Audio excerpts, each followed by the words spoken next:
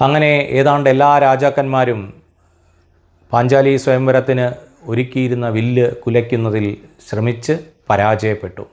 അപ്പോഴാണ് അർക്കചന്ദ്രപ്രഭാവനായ സാക്ഷാൽ കർണൻ ആ രംഗത്തേക്ക് കടന്നു വരുന്നത്. അയാൾ തൻ്റെ ദേവന്മാരെ മനസ്സിൽ സ്മരിച്ചുകൊണ്ട് ആ വില്ലെടുത്ത് ഒരു വില്ലാളിക്ക് ചേർന്ന വിധത്തിൽ ആ വില്ല് കുലയ്ക്കുന്നു.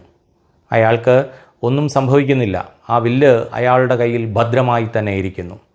അയാൾ ഒരുമിച്ച് 5 അമ്പുകൾ എടുത്ത് ഞാൻ തൊടുക്കുന്നു. ഇനി ആ ലക്ഷ്യം ഭേദിച്ചാൽ മാത്രം മതി. പാണ്ഡവരൊക്കെ നിരാശരായി. കാരണം അവർക്കുള്ള അവസരം വന്നിട്ടില്ല. രാജാക്കന്മാർ കഴിഞ്ഞിട്ട് മാത്രമാണ് അവർ ബ്രാഹ്മണ വേഷത്തിലാണല്ലോ ഇരിക്കുന്നത്. അപ്പോൾ രാജാക്കന്മാർ കഴിഞ്ഞിട്ട് മാത്രമേ ബ്രാഹ്മണരുടെ ഊഴം വരൂ.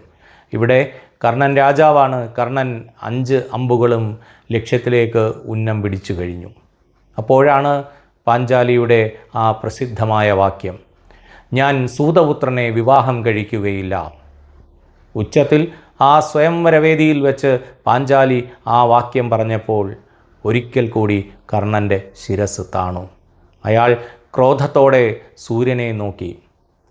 പിന്നീട് തനിക്ക് വിധിച്ചിട്ടുള്ള ഈ അപമാനം, പലപ്പോഴായി താൻ കേട്ടിട്ടുള്ള ഈ അപമാനത്തിൻ്റെ ഭാരത്താൽ ഒന്നുകൂടി ശിരസ് കുനിച്ചുകൊണ്ട് വേദി വിട്ട് അയാൾ ഇറങ്ങിപ്പോകുന്നു. വീര്യവാനായ കർണന് ഇതുപോലെ അപമാനം നേരിട്ടിട്ടുള്ള ഒരുപാട് സന്ദർഭങ്ങൾ മഹാഭാരതത്തിലുണ്ട്. ഒരുപക്ഷെ അങ്ങനെയൊരു അപമാനം നേരിടേണ്ടി വന്നില്ലായിരുന്നെങ്കിൽ മറ്റാരേക്കാളും വീര്യത്താൽ ശോഭിക്കപ്പെടേണ്ട ഒരു കഥാപാത്രമായി കർണൻ മാറുമായിരുന്നു.